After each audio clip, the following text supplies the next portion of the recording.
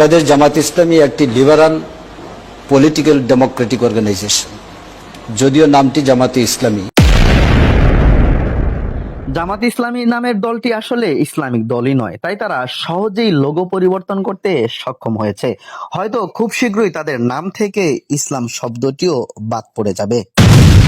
সিস্টেমের ভিতরে ঢুকে সিস্টেম পরিবর্তন করতে গিয়ে মুসলিম, মুশরিক ও নাস্তিক, মুরতাদ সর্বস্তরের মানুষের ভোটের আশায় নিজেদের ঈমান ও আদর্শ মাঠের সাথে বিলীন করার সর্বশেষ ধাপটিও যেন জামাত ইসলামী দলটি অতিক্রম করলো। আল্লাহ ও দিন কায়েম সম্বলিত কোরআনের আয়াতাংশের লোগো পরিবর্তন করে। জামাত ইসলামী যে সত্যিকারের ইসলাম চায় না, এটা নেতৃস্থানীয় লোকদের আগে থেকেই সিদ্ধান্ত ও ঘোষণা থাকলেও কর্মী লেভেলের অনেকের কাছেই তা অজানা। গ্রাম থেকে বন্দরে প্রত্যন্ত অঞ্চলের সাধারণ লোকেরা জানে জামাত ইসলামী মানে একটি ইসলামী দল। জামাত ইসলামী মানে কোরআনের শাসন। জামাত ইসলামী মানে স্বয়ং রাসূলের রাষ্ট্র ব্যবস্থা। কিন্তু কেন্দ্রীয় নেতৃবৃন্দের কাছে জামাত ইসলামী মানে একটি মডারেট ডেমোক্রেটিক্যাল লিবারেল পার্টি, অর্থাৎ ইসলামের লেভেলে পশ্চিম আদর্শে আদর্শিত গণতান্ত্রিক একটি রাজনৈতিক দল, যার সাথে কোরআন হাদিসের ইসলামের বিন্দু পরিমাণ সামঞ্জস্যতা নেই। জামাত ইসলামের পুরাতন লোগোর সাথে দিন প্রতিষ্ঠা অর্থে কোরআনের আয়াত থাকলে আমেরিকা, ইসরায়েল সহ কুফফার গোষ্ঠীর মন খারাপ হতে পারে, সেকুলার ও শাহবাগী বা নাস্তিকরা দ্বিমত করতে পারে, হিন্দু খ্রিস্টানরা ভোট দিতে সংকোচ বোধ করতে পারে, ক্ষমতায় আসা অনিশ্চয়তার মধ্যে পড়তে পারে। তাই সর্বশেষ লোগো থেকে আল্লাহ শব্দ ও দিন প্রতিষ্ঠা তথা ইসলামী শরিয়া প্রতিষ্ঠার ভাবার্থ মুছে নিরপেক্ষ একটি লোগো তৈরি করা হয়েছে, যাতে করে কোনো ধর্মের, কোনো মতাদর্শের ও কোনো গোষ্ঠীর, এমনকি কোনো দেশেরও আপত্তি না থাকে। বলে রাখা ভালো, একটি রাজনৈতিক দল সবাইকে নিয়ে কাজ করতে পারে, যে কোনো লোগোই নিজের মতো করে তৈরি করতে পারে, তবে সেটা সাধারণ মানুষকে নিয়ে ধোকার খেল যেন না হয়, ইসলামকে ব্যবহার করে ইসলামের লেজ কাটা যেন না হয়, নয়তো সেখানেই মুসলমানদের আপত্তি থাকবে। আমরা চাই তারা যে সমস্ত কর্মকাণ্ড করছে, এতে করে তাদের পুরো নাম থেকে ইসলাম শব্দটি বাদ দিয়ে সর্বস্তরের লোকদের নিয়ে কাজ করুক।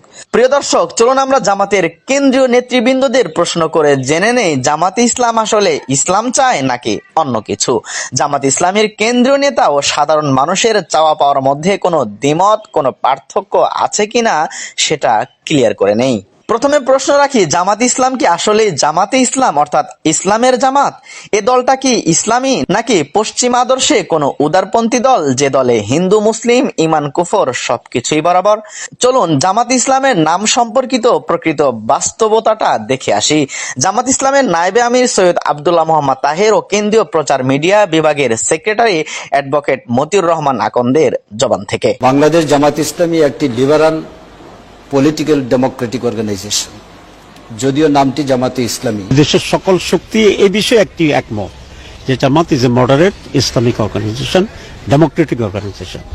জামাতের অ্যাক্টিভিটিসকে যখন তারা ফলো করেছে, জামাতের ডেমোক্রেটিক পার্টিসিপেশনকে যখন তারা বিবেচনা করেছে, তখন তারা কনভিন্সড হয়েছে সকলেই যে জামাত একটি মডারেট ডেমোক্রেটিক ইসলামী দল, যে জামাত একটি মডারেট ডেমোক্রেটিক ইসলামী দল।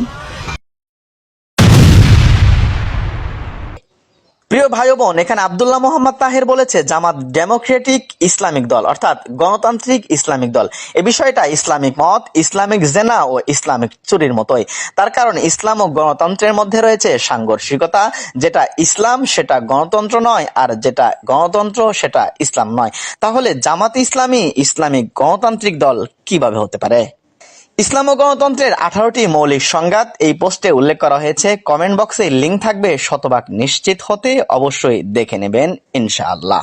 আমরা দ্বিতীয় প্রশ্ন রাখি, জামাত ইসলাম যদি আগামীর ক্ষমতায় যায় তখন সংসদে গিয়ে কোরআন হাদিসের আইন পাশ করবে, নাকি কোরআন হাদিসকে আপন জায়গায় রেখে মানুষের সুবিধা অসুবিধার দিকে লক্ষ্য রেখে আইন প্রণয়ন করবে? বর্তমান দেশের 80% মানুষ ধর্ম পালনে স্বাধীনতা চায়, পালন করা না করার অধিকার চায়। এজন্যই বর্তমান সমাজের 90% মানুষ বেনামাজি, বেরোজাদার, চুরি ও জেনার দণ্ডে খুশি না। তারা এ ব্যাপারে ব্যক্তি স্বাধীনতা চায়, অধিকার চায়। তো জামাত ইসলামী কোন দিকে লক্ষ্য রাখবে? মানুষের ব্যক্তি স্বাধীনতার অধিকারের, নাকি কোরআন হাদিসের অকাট্য বিধানের? ক্ষেত্রে মানুষের অধিকারকে লক্ষ্য রেখে আইনটা প্রণয়ন করা হয়। এটা হলো জামাতের বক্তব্য। প্রিয় ভাই বোন, এটাই যদি জামাতের বক্তব্য হয়ে থাকে তাহলে সাধারণ কর্মীরা তো জানে জামাত ক্ষমতায় গেলে ইসলাম প্রতিষ্ঠা করবে, অর্থাৎ নবীজির খেলাফত প্রতিষ্ঠা করবে। চুরি করলে হাত কাটবে, নামাজ না পড়লে শাস্তি দেবে, জেনা করলে 100 বেত্রাঘাত কিংবা পাথর মেরে শরীয়তের আইন বাস্তবায়ন করবে। তাহলে কি এসব মিথ্যা? যে সমস্ত চোর ও জেনাকার ভয়ের মধ্যে রয়েছে, তাহলে কি তারা এখন নির্ভয় থাকবে বা খেলাফত প্রতিষ্ঠা আদৌ হবে না? তাহলে আমরা তৃতীয় প্রশ্ন রাখি, জামাত ইসলাম যদি আগামীর ক্ষমতায় আসে তাহলে কি খেলাফত অর্থাৎ নবীজি সাল্লাল্লাহু আলাইহি ওয়াসাল্লামের খেলাফত ব্যবস্থা তথা কোরআন ও হাদিসের শাসন প্রতিষ্ঠা করবে? সুতরাং এটা একটা ভীতিকর পরিবেশটি তৈরি হয়ে যায় যেখানে খেলাফত কায়েম হবে। খেলাফত, হোয়াট ইজ খেলাফত? খেলাফত মিন্স জনগণের নির্বাচিত প্রতিনিধির মাধ্যমে রাষ্ট্র পরিচালনা করা। এখানে আমরা নিশ্চিত হলাম জামাত ইসলামী ক্ষমতায় গিয়ে খেলাফত প্রতিষ্ঠা করবে না তথা ইসলামী শাসন, শরিয়া শাসন প্রতিষ্ঠা করবে না। জনগণের প্রতিনিধি হয়ে যে সংসদে যাবে সে যেভাবে আইন প্রণয়ন করবে, যেভাবে দেশ চালাবে ঠিক সেভাবেই চলবে। দর্শক, এখান থেকে আমরা ক্লিয়ার হতে পারলাম কোরআন ও হাদিসের ভিত্তিতে জামাত ক্ষমতায় এসে রাষ্ট্র পরিচালনা করবে না, সেটা হবে জনগণের প্রতিনিধি হয়ে সংসদে গিয়ে গণতান্ত্রিক সিস্টেমেই। যে বিষয়টা আমরা জামাতের আমির শফিকুর রহমানের বক্তব্য থেকেও ক্লিয়ার হতে পারি। 27 সেপ্টেম্বর 2024 তারিখে যায় দিন পত্রিকায় ইসলাম কাউকে অন্যের উপর কিছু চাপানোর অধিকার দেয় না ডক্টর শফিকুর রহমান শিরোনামে ডিপ্লোম্যাটের সাথে সাক্ষাৎকারে জামাতের আমির ক্ষমতায় যাওয়ার পর আফগানিস্তানের মতো দেশ চালাবে কিনা এমন প্রশ্নের উত্তরে বলেন, আর বাংলাদেশ যেমন সিদ্ধান্ত নেবে না আফগানিস্তান কিভাবে পরিচালিত হবে, ঠিক তেমনি আফগানিস্তানও নির্ধারণ করবে না কিভাবে বাংলাদেশ পরিচালিত হবে। এমন চিন্তা করে লাভ নেই।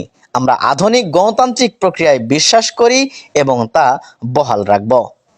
এই গণতান্ত্রিক প্রক্রিয়াটা ঠিক কোন সিস্টেমে হবে সেই বিষয়টাও মতিউর রহমান আকন্দ ক্লিয়ার করেছেন। গণতন্ত্র থাকবে সেটা কিভাবে, মানে আপনাদের ইচ্ছা নাকি? গণতন্ত্র থাকবে government by the people, for the people, of the people. এইভাবে গণতন্ত্রে সবাই কথা বলবেন, সবাই রাজনীতি করবেন, মত প্রকাশ করবেন। অর্থাৎ আব্রাহাম লিঙ্কনের সংজ্ঞায় যে গণতন্ত্র পৃথিবীর বুকে সাইলাব, সেটাকে অনুসরণ করবে বলে মতিউর রহমান আকন্দ সুস্পষ্ট ঘোষণা দিলেন। ইসলামে নারী নেতৃত্ব দেওয়ার অধিকার রাখে না, কিন্তু জামাত ইসলামী আব্রাহাম লিঙ্কনের গণতন্ত্রে বিশ্বাসী হওয়ায় জামাতের একজন মহিলা এমপি হতে পারবে, লক্ষ কোটি মানুষের উপর নেতৃত্ব দিতে পারবে। নারীদেরকে ঘর থেকে বের হতে দেওয়া হবে, একেবারে অ্যাবসলিউটলি অসত্য কথা, মিথ্যা কথা এবং বিভ্রান্তিকর কথা। জামাত ইসলামী ক্ষমতায় আসলে, পার্লামেন্টে জামাত যখন 2091-এ গেল, 18 জন এমপি ছিলেন, জামাতের আদরে 2 জন মহিলা এমপি ছিলেন। তারা পার্লামেন্টে গিয়েছেন, মহিলারা স্বাচ্ছন্দ্যে কথা বলেছে, কোনো অবস্টাকল, কোনো প্রতিবন্ধকতা তৈরি করা হয় নাই। আপনারা দেখে এখানে প্রশ্ন করে যাচ্ছেন সাংবাদিক খালিদ মহিউদ্দিন। এই প্রশ্নটি তিনি অনেককেই করে থাকেন। খুঁজে খুঁজে বের করার চেষ্টা করেন জামাত ইসলামী কি আসলেই ইসলামিক দল নাকি অন্য সেকুলারদের মতোই। ঠিক সেম প্রশ্ন ডক্টর গালিবকেও করা হয়েছিল। আপনি আমাকে বলেন তো যে জামায়াতে ইসলামী খেলাফত চায় না গণতন্ত্র চায়? জামাত ইসলামী খেলাফতের নীতির ভিত্তিতে একটা আধুনিক গণতান্ত্রিক রাষ্ট্র চায় বলে আমি মনে করি। ডক্টর গালিব, এটা তো পুরোপুরি হাসজারু হইলো, না, হাস এবং no, no. সজারুর মিশ্রণ হইলো। না খালেদ ভাই, এটা আসলে ডক্টর গালিব হাস জারুরই অস্তিত্ব আনতে চাচ্ছেন, যেটা কখনোই সম্ভব নয়। যেটা হাস সেটা সজারু নয়, আর যেটা সজারু সেটা কখনোই হাস নয়। বিষয়টা আমরা আগেও ক্লিয়ার করেছি যে যেটা গণতন্ত্র সেটা ইসলাম নয়, আর যেটা ইসলাম সেখানে গণতন্ত্র কোনোভাবেই থাকতে পারে না, যেহেতু একটা আরেকটার সাথে সাংঘর্ষিক। সো গণতন্ত্রের উপস্থিতিতে ইসলাম থাকতে পারে না, আর ইসলামের উপস্থিতিতে গণতন্ত্র কোনোভাবেই থাকতে পারে না। প্রিয় দর্শক, জামাত ইসলামী যেহেতু আসলে ইসলাম চায় না, সো ইসলামের কোনো বিধিবিধানেও মুসলমানদেরকে বাধ্যবাধকতা করার কোনো প্রশ্নই আসে না। তাই বর্তমান অধিকাংশ মুসলিম নারীদের সাথে পর্দার যেহেতু বিদ্বেষ রয়েছে, তাই এ ব্যাপারে তাদের জামাত ইসলামী আশ্বাস দিচ্ছে, তোমাদেরকে বোরকা পড়তে আমরা বাধ্য করব না। তোমাদের মনে চাইলে বোরকা পড়বে, আবার মনে চাইলে ওয়েস্টার্ন পশ্চিমা পোশাকও পড়তে পারবে। যে মহিলাদের কি করবে, তাহলে মহিলাদের নিয়ে কি করবো? কিছু করবো। যে বোরকা পরবে পরবে, যে পরবে না পরবে না, যে মুখ ডাকবে ডাকবে, যে ডাকবে না। সম্প্রতি একটি টক শোতে ডক্টর রেজাউল করিম জামাত নেতা বলেছেন, ইসলামে হিজাব ম্যান্ডেটরি না, অর্থাৎ ইসলামে হিজাব বাধ্যতামূলক। ম্যান্ডেটরি না, না হিজাব ম্যান্ডেটরি না তো। আর ঠিক আছে, আপনি কাউকে বাউন্ড করতে পারবেন না তো। এটা আমি তো বাউন্ড করার কথা বলছি। আমি তো বাউন্ড করার কথা বলছি। আমি ম্যান্ডেটরি কি না, ইসলামিক ম্যান্ডেটরি না, তাই তো বললেন। না জামাত ইসলামী না তো, ফর দা ফরজ। তাহলে আবার বলছেন যে আহার ভাই, ফরম আপনি- বানাইতে আমি পারেন বলছি যে আপনি কোন জিনিস তার মানে লাই কি? কুরাফিদ্দিন, মানে আপনি কোন জিনিস আবার কাউকে এটার বাধ্য সাথে করতে এটা পারবেন সম্পর্ক নেই ভাই। না। আরে ভাই, বাধ্য করতে পারবেন না ভাই আমি আর কথা বলি শুনুন। আরে আপনি তো তাইলে ওই আরে আর্গুমেন্টে বাধ্য গেলে তিনি জনগণকে ধোঁকা দেওয়ার জন্য কোরআনের যে আয়াতটি পাঠ করেছেন সেখানে বলা হয়েছে ধর্ম পালনে বল প্রয়োগ নেই, অথচ এই আয়াতের ক্ষেত্র হলো কোনো মুসলমান অমুসলমানকে ধর্মীয় কোনো বিধান মানতে বাধ্য করতে পারবে না বা জোর করে কোনো মুসলমান কাউকে মুসলিম বানাতে পারবে না, কিন্তু মুসলমানরা মুসলমানদের ধর্মীয় অনুশাসন মানতে বাধ্য। শাসক মুসলমান শাসিত মুসলমানদের ধর্মীয় অনুশাসন মানতে বাধ্য করবেন, যেমনটা করেছেন নবী আলাইহিস সালাম, সাহাবায়ে কেরাম ও খেলাফত শাসনামলের শাসকগণ। প্রিয় দর্শক, জামাত ইসলামের নেতৃবৃন্দ যেহেতু প্রকৃত ইসলাম চায় না, সেহেতু তাদের পূজা মণ্ডপে যেতে কোনো সমস্যা নেই, সেখানে গীতা পাঠ করতেও কোনো বাধা নেই, তাদের ধর্মীয় আচার অনুষ্ঠানের মেহমান হতেও কোনো আপত্তি নেই। আপত্তি নেই দুর্গাপূজা উপলক্ষে হিন্দু নারীদের শাড়ি বিতরণে, এমনকি দ্বিধা নেই হিন্দুদের শারদীয় দুর্গাপূজায় শিরিকের উৎসাহ দিয়ে শুভেচ্ছা জানাতেও, এমনকি ইসলাম ধর্মের উপরে মানব ধর্মকে প্রাধান্য দিতেও কোনো সংকোচ বোধ নেই। প্রিয় ভাই ও বোন, আপনি যদি ঈমান ভঙ্গের কারণ জানেন, তাওহীদের রুকন জানেন, তাগুত সম্পর্কে সচেতন হন, নিজের ঈমান নিয়ে সিরিয়াস হন, তাহলে এমন অসংখ্য বিষয় আপনার নজরে পড়বে, যা আমি আপনাকে লিস্ট দিতে গেলে ভিডিওটি দীর্ঘ হয়ে যাবে। তো বিদায় নিচ্ছি, সবাই ভালো থাকবেন, কোরআন হাদিসের দৃষ্টিতে ভুল হলে ধরিয়ে দিবেন, আর যদি বাস্তব হয় তাহলে একটু ভেবে দেখবেন।